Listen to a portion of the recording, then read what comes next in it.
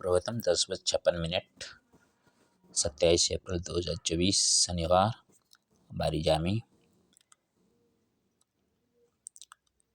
गोपाल जी के वासगृह में अथ नर्मदा पुराण 87वां अध्याय अमरकंटक और यज्ञ पर्वत के श्रेष्ठ तीर्थ एवं इंद्रजम्न को देवों का वरदान। मार्कंडेय जी कहते हैं, युधिष्ठिर, अमरकंटक पर्वत पर सर्प और अत्यंत गुप्त पुण्य का निवास है।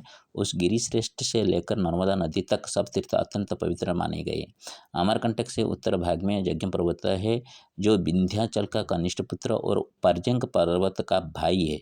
पूर्व काल में ब्रह्मा जी ने वहाँ श्रोत्रामणि नामक यज्ञ किया था और इंद्र ने भी उसी पर्वत पर अश्वमेध यज्ञ का अनुष्ठान किया था। महर्षि दधीचि तथा अन्य देवताओं ने वहीं बड़े बड़े यज्ञों का अनुष्ठान किया है। उसी यज्ञ पर्वत से चतु नाम की एक महानदी निकली है, जो नर्मदा में जाकर मिलती है। वह संगम विश्वविख्यात तीर्थ है। उसके तट पर पीले रंग के कुश पृथ्वी पर फैले हैं। उनसे श्राद्ध करने पर पितरों को मोक्ष प्राप्त होता है। जहाँ चतु और नर्मदा का संगम है और वहाँ यज्ञ पर्वत है, इन दोनों के बीच की भूमि में जो श्राद्ध का अनुष्ठान करता है, उसके पितर पुण्य से तृप्त होते हैं। जो वहाँ स्नान और सिद्धेश्वर एवं चतुष्केश्वर लिंग की परिक्रमा करता है, उस मनुष्य की लोक में पुनः गणना नहीं होती, वह मुक्त हो जाता है। युधिष्ठिर, वहाँ महादेव जी संगम में स्थित हैं। मनुष्य उनका दर्शन नहीं कर पाते। देवता, असुर और नाग कन्याएं उनका पूजन करती हैं। सुपर्ण नाम से प्रसिद्ध एक जितेंद्र ब्रह्मर्षि थे। उनकी पतिव्रता धर्मपत्नी का नाम पुरुहुता था। वे दोनों दंपति नैमिषारण्य में निवास करते थे। एक दिन पर्व काल में ऋतु स्नाता होने पर पुरुहुता ने अपने पति को प्रसन्न करके कहा, महामुनि, आज मेरे साथ सहवास कीजिए, जिससे मुझे संपूर्ण वंश को पवित्र करने वाला पुत्र प्राप्त हो। पुत्र के द्वारा मनुष्य पुण्य लोकों पर विजय पाता है। पुत्र से देवता और पितर तृप्त होते हैं। अतः आप पुत्र उत्पन्न करें। ब्राह्मण ने कहा, प्रिय, आज अमावस्या है, इसमें मैथुन का निषेध किया गया है, अतः आज यह नहीं करना चाहिए। पितरों के लिए तो आज के दिन मैथुन विशेष रूप से वर्जित है। जो अमावस्या के दिन ऋतुकाल में भी पति पत्नी संगम करता है, पितर उसका मांस भोजन करते हैं। उनके इस कथन से पत्नी को संतोष हो गया और दोनों शिवाराधना में तत्पर हो गए। नील गंगा के पश्चिम और नर्मदा के उत्तर व्यातिपातेश्वर नामक शिवलिंग है, जो परम सिद्धि देने वाला है। उसे साक्षात जगदीश्वर सोमनाथ का ही स्वर समझो। वहाँ सावित्री और सप्तर्षियों ने तपस्या की थी। नर्मदा के तट पर सावित्री कुंड एक विख्यात तीर्थ है। वहाँ स्नान करने मात्र से मनुष्य को कन्यादान का फल प्राप्त होता है। वहाँ तिल सहित जल देने और अन्नदान करने से पितर सावित्री लोक में रहकर तृप्ति लाभ करते हैं। पातालेश्वर नाम से प्रसिद्ध देवताओं के स्वामी जगदीश्वर सोमनाथ का पूजन करके सब लोग शिवाधाम को प्राप्त होते हैं। सावित्री कुंड में स्नान करके उसी के जल से भगवान सोमनाथ का पूजन करें, इससे उस मनुष्य का पुनः इस संसार में जन्म नहीं होता। मार्कंडेय जी कहते हैं, युधिष्ठिर, सूर्यवंश में इंद्रद्युम्न नाम से प्रसिद्ध एक राजा हो गए हैं, जो अयोध्या के अधिपति थे। उन्होंने पर्वत, वन और कानूनों सहित संपूर्ण पृथ्वी का पालन किया था। उनके राज्यकाल में चारों वर्णों के लोग स्वधर्म पालन में तत्पर थे। प्रत्येक गाय इच्छानुसार दूध देने वाली कामधेनु थी और पृथ्वी हरी भरी खेती से सुशोभित रहती थी। एक दिन राजर्षि प्रद्युम्न ने महर्षि वशिष्ठ से पूछा, महामुनि, मैं अश्वमेध यज्ञ करना चाहता हूँ, अतः किस तीर्थ में इसका अनुष्ठान करूं? वशिष्ठ जी बोले, राजन, देव वेद वेत्ता ब्रह्मर्षिगण आपको जैसी सम्मति दें, उस प्रकार ब्राह्मण ऋषियों के द्वारा आपको यज्ञ का अनुष्ठान करना चाहिए। उस समय राजसभा में मरीचि, कश्यप, अंगिरा, गौतम, दुर्वासा, च्यवन, धूम्र, महामुनि, कण्व तथा और भी बहुत से उत्तम व्रत का पालन करने वाले मुनीश्वर बैठे थे। महाराज इंद्र ने उन सबसे भी पूछा, किस तीर्थ में किया हुआ यज्ञ मनोवांछित फल देने वाला होता है? ऋषि बोले, राजन, इस कार्य के लिए ऋषियों ने अनेक भिन्न भिन्न तीर्थों का श्रेष्ठ बताया है। यह सुनकर दुर्वासा ने कहा, राजन, ब्राह्मण ज्ञान की अधिकता से ज्येष्ठ माने जाते हैं। क्षत्रियों में जिसका बल और पराक्रम अधिक हो, वहीं ज्येष्ठ माना गया है। वैश्यों का ज्येष्ठत्व तो धन और धान्य की अधिकता पर निर्भर है तथा शूद्र जन्म एवं आयु के अनुसार ही ज्येष्ठ माने जाते हैं। 7 कल्पों तक जीवित रहने वाले तीनों वेदों का ज्ञात त्रिकालज्ञ महर्षि मार्कंडेय जी के रहते हुए धर्म का निरूपण एवं निश्चय करने की शक्ति किसी में है? महाराज, आप नर्मदा के तट पर विद्यमान धर्मारण्य में जाएं। वहाँ मार्कंडेय जी जो बताएं उसी स्थान पर अपना यज्ञ प्रारंभ करें। देवर्षि आप जैसा कहते हैं वैसा ही करूँगा। ऐसा कहकर राजा इंद्रद्युम्न ने अपने मंत्री देवगर्भ को यज्ञों की सब सामग्री ले चलने का आदेश दिया और स्वयं वहाँ के ब्राह्मणों एवं मुनियों के साथ दिव्य वाहन पर बैठ कर बड़ी प्रसन्नता के साथ प्रस्थान किया। उनके साथ अंतपुर की रानियां भी थीं। सबको साथ लेकर राजा इंद्रद्युम्न धर्मारण्य में पहुंचे जहाँ मार्कंडेय जी विद्यमान थे। वहां जाकर उन्होंने मार्कंडेय जी की को साष्टांग प्रणाम कर यथावत पूजन किया। महामुनि मार्कंडेय जी ने कुशलक्षेम पूछा और कहा, नृपश्रेष्ठ, इन ब्रह्मर्षियों के साथ यहाँ किस प्रयोजन से तुम्हारा आगमन हुआ है? इंद्रद्युम्न बोले, विदुरश्रेष्ठ, मैं यज्ञ करने के लिए आया हूँ, अतः किस तीर्थ में उसका अनुष्ठान करूँ? मार्कंडेय जी ने कहा, राजन, समुद्र पर्यंत पृथ्वी पर जितने तीर्थ हैं वे सब नर्मदा नदी में स्नान करने के लिए आते हैं। उत्तर में जितने शिवलिंग है और दक्षिण में जो तीर्थ हैं वे सब कोटि तीर्थ में लीन होते हैं, इसलिए उसका नाम कोटि तीर्थ हुआ है। भगवान शंकर ने पूर्व काल में पार्वती देवी, कार्तिकेय जी, ब्रह्मा, विष्णु तथा इंद्र आदि देवताओं के सम्मुख इस तीर्थ के महात्म्य का इस प्रकार वर्णन किया है। ओमकारेश्वर के समीप नर्मदा में कोटि तीर्थ बताया गया है। वहाँ जो दान, होम, यज्ञ तथा दुष्कर तप आदि पुण्य कर्म किया जाता है उसके पुण्य का अन्य नहीं है। ग्रहण काल में कुरुक्षेत्र की प्रशंसा की जाती है, पर नर्मदा सदा सब कार्यों के लिए पुण्यदायिनी कही गई है। अतः तुम कोटि तीर्थ में यज्ञ करो। यह सुनकर परम धर्मात्मा राजा इंद्रद्युम्न ने अमित तेजस्वी मार्कंडेय मुनि के चरण पकड़े और कहा, मुनि, आपने जो कुछ कहा है उसके लिए मैं अपने ऊपर आपका बहुत बड़ा अनुग्रह मानता हूँ। इसी समय सुंदर यज्ञ युक्त विभिन्न देशों के क्षेत्रीय वृंद, गौ, अश्व, हाथी तथा अन्य आवश्यक सामग्री साथ लेकर मंत्री देवगर्भ वहां आ पहुंचे। तब राजा ने 30 योजन का एक विशाप यज्ञ मंडप बनवाया। उसमें बहुत से यूप लगाए और अपने प्रमाण के अनुसार नाना प्रकार के कुंड निर्माण कराए। यज्ञ प्रारंभ हुआ और वेद मंत्रों की ध्वनि से भूमि और आकाश का मध्य गूंज उठा। सूर्य के सदृश तेजस्वी अग्निदेव अपने धूम रहित स्वरूप से प्रज्वलित हो रहे थे। महाराज इंद्रद्युम्न ने उस यज्ञ में ब्रह्मा, विष्णु तथा शिव के साथ संपूर्ण देवता का भी आवाहन किया था। राजा के यज्ञ में घी और दूध की नदियां बहती थीं। उन अनेक प्रकार के भक्ष्य भोज्य पदार्थ सदा सबके लिए प्रस्तुत रहते थे। देवता, मुनि तथा 4 प्रकार के प्राणी भली भांति तृप्त हुए। अंत में ब्राह्मणों को प्रचुर दक्षिणा दी गई। इस प्रकार वह यज्ञ संपन्न हुआ। तदनंतर ध्रुव तथा ब्रह्मपुत्र महर्षियों को विदा करके ओंकारेश्वर के स्वरूप को जानकर राजा ने उनका पूजन किया। मणि, माणिक्य आदि रत्नों से पहले ओंकार लिंग को विभूषित किया। फिर गंध, नाना प्रकार के धूप, कपूर, अगर, चंदन, ध्वज, छत्र, बीतान, व्यजन और दिव्य चामरों से पूजा संपन्न करके इस प्रकार स्तुति की, जिस बिंदु युक्त ओंकार का योगी जन सदा ध्यान करते हैं तथा जो ओंकार स्वरूप काम और मुख्य देने वाले हैं उनको बार बार नमस्कार है। ब्रह्मा, विष्णु तथा इंद्र को भी वर देने वाले सर्वदेवमय शिव आपको नमस्कार है। रुद्र, पुण्य से सुशोभित होने वाले जो आपकी कल्याणमय अघोर सौम्य मूर्ति है, इस उसके द्वारा आप मुझ पर कृपा कीजिए। आपके सब और हाथ और पैर है, सब और नेत्र, सिर और मुख है, लोक में सब और आपके कान हैं तथा आप सबको व्याप्त करके स्थित हैं। आपको नमस्कार है। इस प्रकार स्तुति करने पर ओंकार लिंग के मध्य भाग में एक दूसरा लिंग दिखाई दिया जो प्रज्वलित कालाग्नि के समान कांतिमान था। उसने इंद्रद्युम्न से कहा, राजन, तुम्हारा कल्याण हो। तुम्हारे मन में जो कामना हो उसके लिए वर मांगो। इंद्रद्युम्न ने बोले, देव, वहाँ यज्ञ पर्वत पर देवद्रोणी में भगवती पार्वती के साथ पूजित होकर आप सदा निवास करें। देव देवेश्वर इस तीर्थ में जो प्राण त्याग करे वह शिव लोक में जाए। ओंकारेश्वर बोले, नृपश्रेष्ठ, तुम्हारी यह सब कामना पूर्ण हो। इतना कहकर वे वहीं अंतर्धान हो गए। उन्हीं के साथ अन्य देवता भी अपने अपने स्थान को चले गए। भगवान शंकर कैलाश धाम को गए। राजा इंद्रद्युम्न ने वहाँ 4 प्रकार के प्राणियों को सुनाकर कहा, तुम सब लोग मेरे यज्ञ के प्रभाव से निरोग हो जाओ और सभी तृप्त रहो। तत्पश्चात राजा इंद्रद्युम्न ने साष्टांग प्रणाम करके भगवान विष्णु की स्तुति की। राजा ने कहा है, मैं केशव, जल में शयन करने वाले, माधव, लक्ष्मीपति, विष्णु, सर्वव्यापी, गोविंद, मधुसूदन मधुजैत्यु को मानने वाले, पद्मनाभ नाभि से कमल उत्पन्न करने वाले, ऋषिकेश इंद्रियों के स्वामी, श्रीधर त्रिविक्रमा 3 विशाल डग वाले विराट रूपधारी, इन वामन दामोदर माता जसोदा के द्वारा रस्सी से कट्टी भाग में बंधने वाले, वासुदेव वसुदेव पुत्र तथा श्रीहरि पाप हरण करने वाले को प्रणाम करता हूँ, जो शंख चक्र गदा सारंग धनुष और वनमाला से विभूषित हैं, संपूर्ण लोकों के रक्षक जगत के स्वामी, लक्ष्मी जी के पति तथा सर्वज्ञों में श्रेष्ठ हैं। उन भगवान श्रीकांत श्रीधर श्रीष एवं श्रीनिवासों को मैं नमस्कार करता हूँ। अच्युत अनंत यज्ञेश यज्ञाधीप आपको नमस्कार है।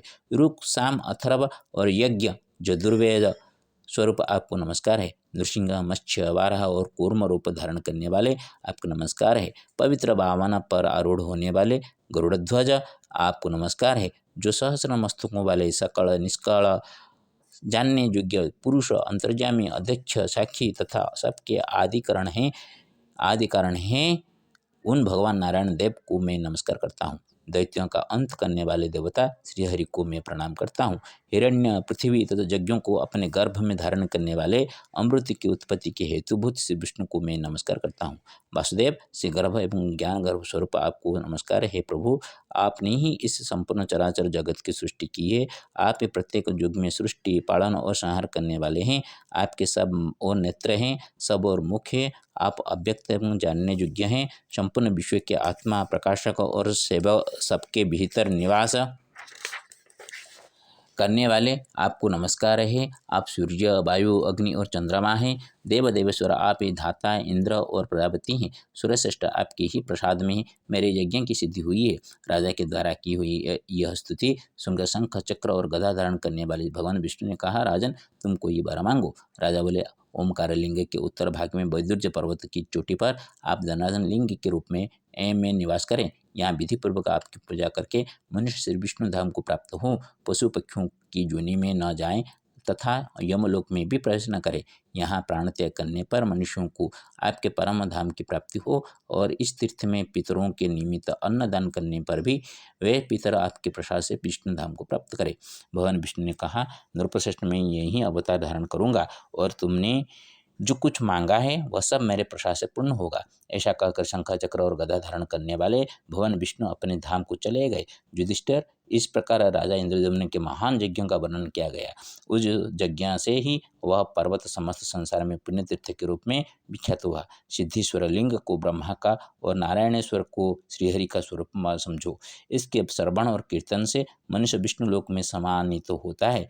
तत्पश्चात सत्यव्रत परायण राजा ने तीर्थों का स्तवन करते हुए कहा, पितरों का उद्धार करने के लिए समस्त तीर्थों को मेरा बार बार नमस्कार है। तीर्थ बोले, महाभाग हम तुम पर प्रसन्न हैं, अतः मनोवांछित वर मांगो। इंद्रदेव ने कहा, तीर्थगण आप सब लोग मुझ पर अनुग्रह करके ओमकार के समीपवर्ती तीर्थ में निवास करें। एवं वस्तु यह कहकर तीर्थों ने नर्मदा नदी का इस प्रकार स्तवन किया। अनेक कल्प पर्यंत स्थित रहने वाली तथा महादेव जी की सर्वोत्कृष्ट कला स्वरूपा नर्मदा देवी को हम नमस्कार करते हैं। सब लोकों में अत्यंत प्रसिद्ध एवं नदियों में श्रेष्ठ नर्मदा को हम मस्तक नवाते हैं। देवी, आप हम तीर्थों के प्रभाव से नहीं किंतु स्वभाव से ही परम पवित्र हैं। ठीक उसी तरह जैसे भगवान सूर्य की प्रभा और अग्निदेव की कांति पवित्र होती है। नर्मदा की स्तुति करके तीर्थों ने इंद्रदम्न से कहा, राजेंद्र, जैसे चंद्रमा की कला पवित्र होती है उसी प्रकार ऐसे महानदी नर्मदा भी है। ऐसा कहकर सब तीर्थ अंतर्धान हो गए। तदनंतर नृपश्रेष्ठ इंद्रदम्न ने अर्घ्य देकर गंगा जी की स्तुति की। गंगा भगीरथी देवी, भोगवती, शोभा, जह्नवी, मुख्यदा, भद्रा, तारिणी और पापनाशिनी इत्यादि नामों से प्रसिद्ध गंगा देवी को मैं नमस्कार करता हूँ। माता, आप ही स्वर्ग में देवादिदेवों से वंदित मंदाकिनी कहलाती है। आप ही वेदमाता गायत्री, उमा और कात्यायनी हैं। देवी, आपको साक्षात महादेव जी ने अपने सिर पर धारण किया है। इससे अधिक आपके विषय में और क्या कहा जा सकता है। भगवान चंद्रार्धशेखर को छोड़कर दूसरा कौन आपकी स्तुति करने में समर्थ है। गंगा जी ने कहा, महाराज मैं प्रसन्न हूँ, तुम्हारी मनोकामना पूर्ण हो। राजा ने कहा, देवेश्वरी आप सदा यहीं निवास करें। गंगा बोली, राजेंद्र ऐसा ही होगा, मैं अपने एक अंश से सदा यहीं प्रवाहित होंगी। ऐसा कहकर गंगा अपने स्थान को चली गई। इसके बाद राजा इंद्रदेव ने नर्मदा जी देवी की स्तुति की। देवी, तुम्हारे जल से प्रभाव से मैंने देवताओं और पितरों को संतुष्ट किया है। तुमने चराचर प्राणियों सहित समस्त लोगों को पवित्र किया है। तुम संपूर्ण प्राणियों की माता और मनुष्यों की को संसार सागर से पार उतारने वाली हो। महादेवी, मेखला, कल्पगा, नर्मदा और जलपूर्णा इत्यादि नामों से विख्यात होकर तुम विंध्य पर्वत की शोभा बढ़ाती हो। सुबह सहस्रों वर्ष तक तुम्हारी स्तुति में संलग्न रहने पर भी कौन तुम्हारा भली भांति स्तवन कर सकता है।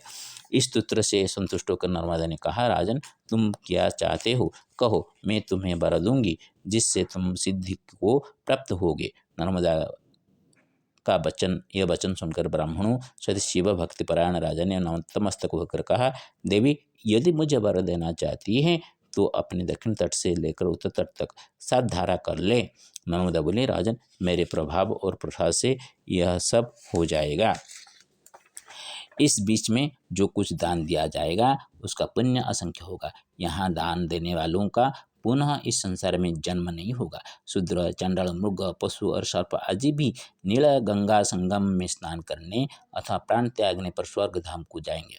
तत्पश्चात नर्मदा को नमस्कार करके राजा इंद्रद्युम्न अपने वाहन पर आरूढ़ हुए और सहस्रों राजाओं के साथ अपनी राजधानी देव निर्मित पूरी अयोध्या को चले गए। वहाँ दीर्घकाल तक राज्य करने के पश्चात वे स्वर्गलोक में गए।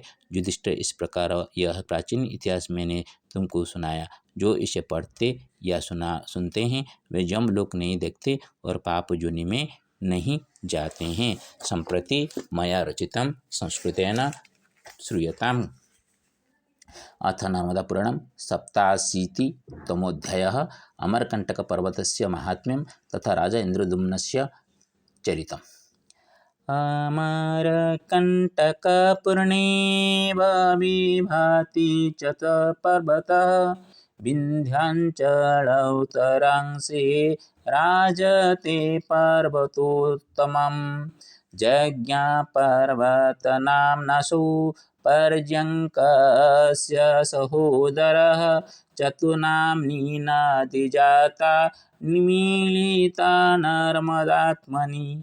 सगङ्गमाञ्चलमत्यन्तं पावनेन च पावितं ततुष्केश्वरसिद्धेशस्यायो करोति पूजनं। परिक्रमापि कृत्वासौ प्राप्नोति शाश्वतफलं। पिण्डतर्पण कृत्वापि सन्तोषायन्ति पितरः। सूर्यवंशीय राजैकश्चोऽयोध्यायां च नृपतिः। इन्द्रद्युम्नः जगन्नाथ स्याद्य सेवकरूपिणा श्रीक्षेत्रे प्रतिष्ठाप्य स्वनाम वंशहारकः। वसिष्ठगुरुमतेन नर्मदा मानवर्धकः सर्वदेवांच समाहूय अशोच्योडीयपताकां कलिकलुषितात्मना मोचयति च कल्मषं। हरिहरविधिः सर्वे देवानां च आगमनं। गङ्गावतरणमप्यत्रैवास्ति क्षेत्रपुण्यदं। स्नानदानेन पिण्डेन तर्पणेनास्ति सर्वथा धनधान्यसुतापूर्णी स्तोषयन्ति च पितरः। उड़िया। अमरकंटक खाली पाद चला केमंत से अनुभूति। विंध्याचलगिरि कनिष्ठ कुमार यज्ञ पर्वत नामटी। पर्जंक गिरिर सेहु सहोदर चतुर्नदी तहु जात। नर्मदा संगमे मिशी पुण्यवती तिल तर्पण तोषित।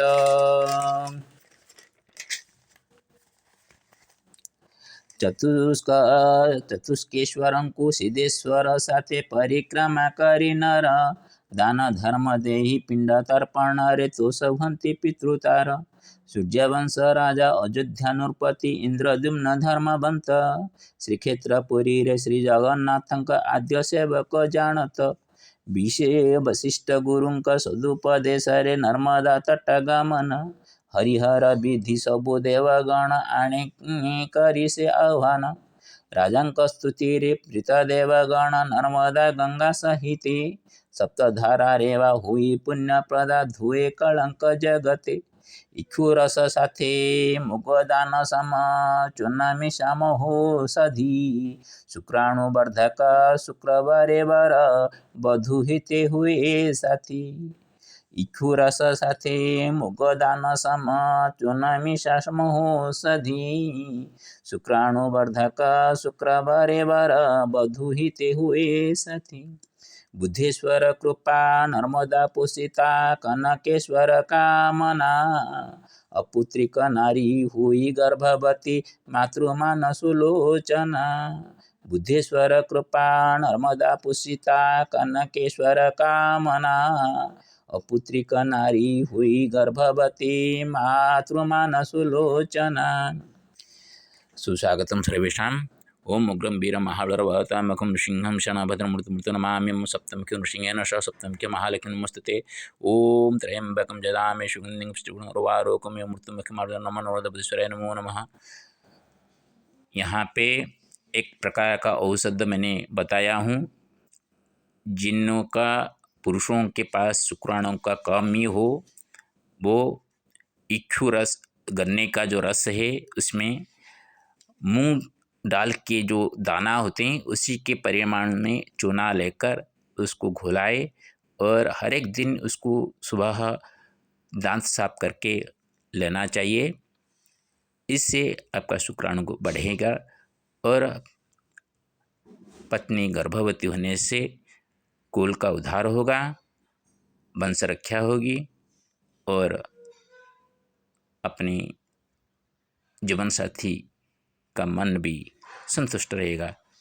लक्ष्मी संतुष्ट हो तो गृहलक्ष्मी में संतुष्ट हो तो वो घर में कभी भी दरिद्रता विराजमान नहीं करेगी। ये कल मैंने सुना जब ये औषधि शुक्रवार कल था शाम को सुना, इसलिए मेरा मन में तो ये आता रहता था कैसे मैं किस उपाय से मैं सहायता कर सकूं। तो ऐसे एक सज्जन की बात सुनते ही मेरे मन में, और मैंने चरक संहिता में भी काल मैंने पढ़ रहा था तो उसी से ये पता चला।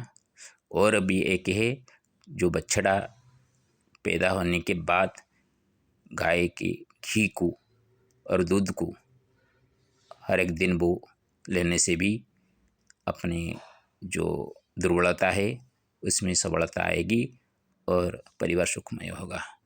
भगवान सबका मंगल करे, मेरे बुद्धेश्वर का नाम भी कैसे ख्यात हो, यही मेरा कामना है। ओम नमो नमो बुद्धेश्वराय।